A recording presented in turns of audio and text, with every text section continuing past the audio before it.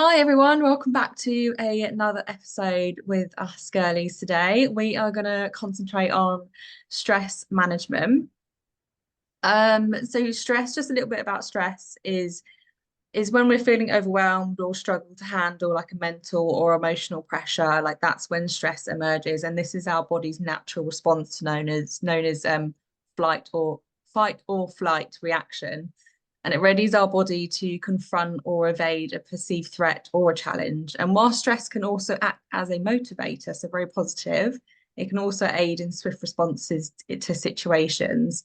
But we want to be really careful with our stress levels because stress can impact our mental and physical well-being over time. So managing our stress is crucial, and that's what we're going to go into next. Yeah, so I just want to kick off with three ideas to help you manage your stress level. So we all have different stress factors.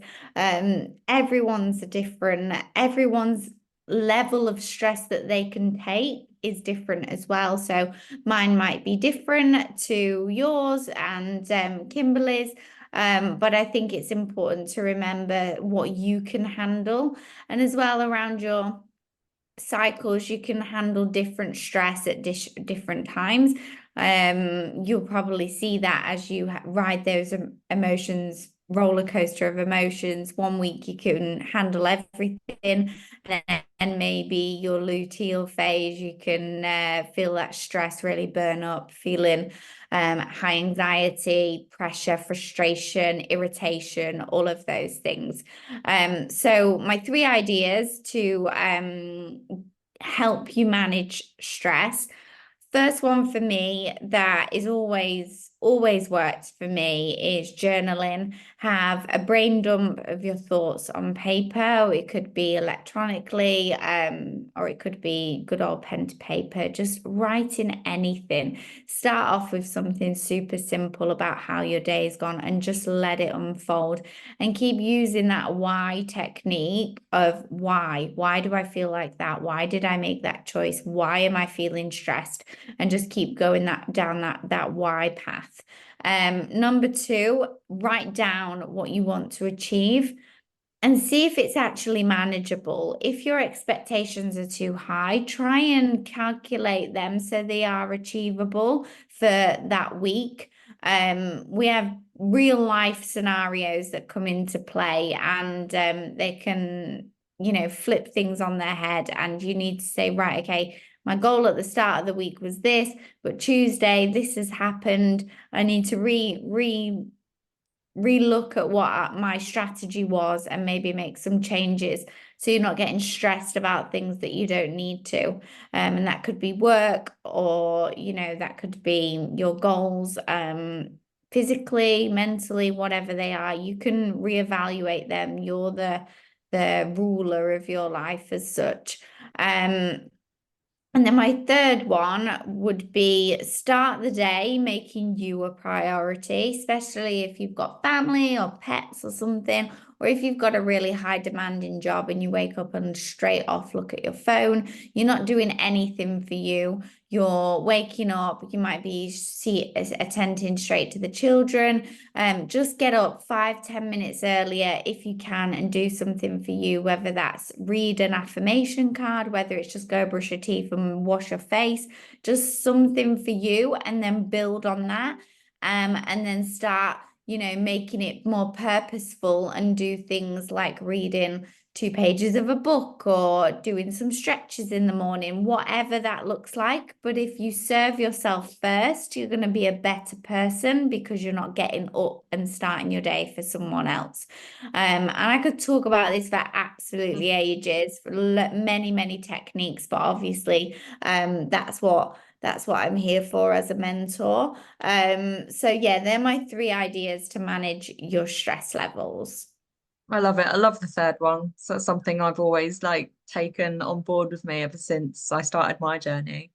So yeah, making you and it's starting with the small things as well, because I think some people can really go into like, oh, okay, let's change like let's manage everything at once, and that can add stress. And so yeah, starting Mm, with the small things, exactly like you said.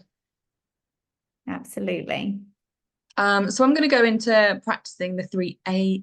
Did I say 3 A's? There's 4 A's there. Four A's Typo. of stress. Yeah, typo.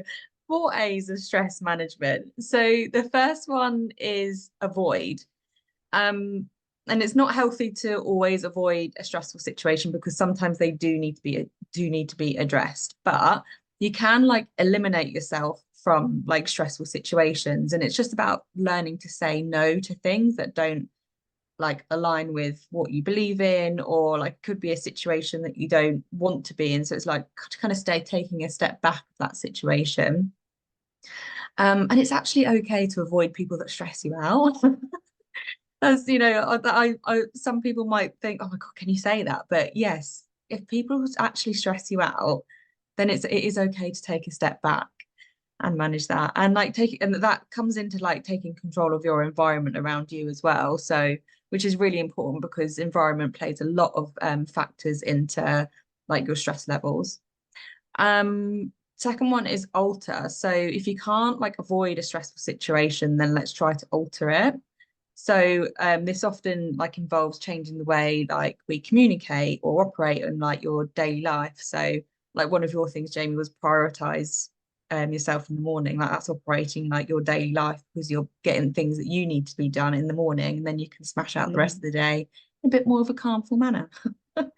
But yeah, altering it is like you can express your feelings, and um, someone might not, you're always going to come across people where you might clash heads a little bit, and it is a stressful situation, but that's okay. And it's compromising as well. And just finding that balance is all to do with altering the situation. Third one is adapt. So if you can't change it, then like change yourself slightly, and you can adapt to stressful situations and regain like your sense of control by like changing your expectations, because sometimes we can go into having so high expectations of things or people and the outcomes of that, but actually sometimes those kind of outcomes and you're a bit like, oh, a bit disappointed. But that's something that you can kind of change within yourself rather than having really high expectations of, I don't know, someone or something. Then just kind of bring your expectations down a little bit, because then if something doesn't go your way, then you're not as stressed out by it. And it's looking at the bigger picture as well, rather than looking like, tunnel vision. It's looking kind of the bigger picture and what's around you, and why these people might be having certain conversations, or why this certain thing is happening to you. Then having a look at the wide picture will bring kind of the narrative to it. And then the fourth one is sometimes you just have to accept a situation. And some stress is unavoidable. Like, I don't know, losing a job, like that's quite stressful, but it's unavoidable. You've kind of got to accept it and move on, and draw a line underneath it. And it's also trying not to control the uncontrollable, because I think that relates to quite a lot of people, is where we're too busy trying to control a situation that we actually have no control of. And that's when stress becomes a little bit higher than usual, because it hasn't gone the way you thought it would be. So it's just learning to, yeah, not to control the uncontrollable. Uh, Yeah, love that one. The slide that you mentioned about adapting and managing your expectations, I'm a big believer of that. I'm working with a client at the moment, and she well, we was prepping her for half marathon. She's done amazing, but also she has got a very young child who's 1 year old, mm, and she's really had to adapt because, again, trying to control the uncontrollable of her sleep, your performance is not going to be the best. So you can't have your expectations to run X time in X amount of minutes when you are still on that back foot because you've had bad sleep because of the child keeping you up all night. You've got to adapt your mindset. So the fact of the matter is you've just arrived at that race, you've showed up at that race, you're there. You're going to do the very best that you can instead of thinking of times, numbers, figures. Just be happy with the effort that you can give. And I love the affirmation of coming away from perfection and just believing in good enough, because good enough is far better than perfection. if you aim for perfection, you're never going to get there because the goalposts always move. So Mhm. just being good enough every single day for what's happened is a far better way to look at it. But yeah, I think that will resonate with a few people about controlling the uncontrollables. So top tips, quick ones. Give your loved ones a hug, including your I've spelled fairy there wrong. Furry animals. Yeah, so give your partner a hug, your daughter, your child, your son, even the fairy animals, like Oh, giving I that love touch, them. it just makes it so much more heartfelt. And yeah, just I think that just having a cuddle can change your mindset big time, or even give yourself a cuddle. Talk to your mentor or your coach. That's what they're there for. They can look at it from a non-judgmental point of view, give you the stats, give you the support. Listen to your favorite songs, whatever that may be. I put a post out just the other day, and I think you commented on Kimberly, didn't you? And sometimes just having a good cry and putting something on that makes you cry, like, yeah, get those hormones released. Or it could be some feel-good vibes to cheer you up to get your ass to the gym. Whatever you need, pick your genre and yeah, change your mindset. I love it. Or even a good podcast. Like quite a lot of people are Yeah. into podcasts, aren't they? So even like, yeah, just listening to one of your Well, favorite. listen to one of our Or one of episodes. ours. What? I should have said that first. I love those. And I love like giving a hug, especially like a tight hug, like a proper squeeze is so nice. Yeah, yeah, My top tips is, which I've learned to do over the years, actually, the first one is asking yourself if the current situation or whatever it is, the moment you're in and you're finding you're stressed about it, I often ask myself, is this even worth stressing about? Am I going to be worrying about it in about the next day? Probably not. So I kind of ask myself, or taking a step back of like just thinking about it and being like, well, actually, is this even worth stressing over? The answer has probably come to straight to your head is no, let's move on. So I've learned to do that a lot over the years, which is very helpful. And walking, I can't rate it enough. Going for a walk, especially if you're stressed, is the best. Like I definitely find it really, really helpful. Just going for the walk, and again, it just releases those hormones as well when you're off the walk, and you get your steps up as well. So you're killing two birds with one stone. Um, and just learning to like manage time and set boundaries, especially if you're in situations like work might be really, really busy. Like you might have a really busy job, or you're self-employed where you've got a lot up against you.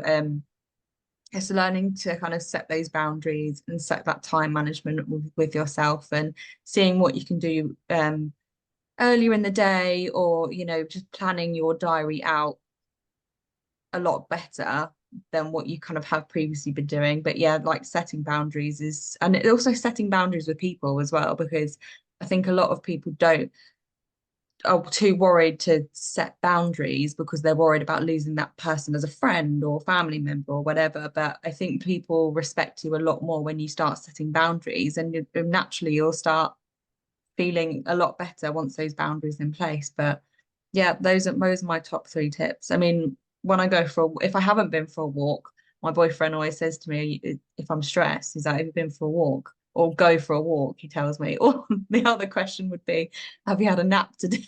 yeah. You And need I'm like, extra no, sleep. I haven't been. If only we could fit a nap in. The I government should know. put that in the rule book, if Yeah, only.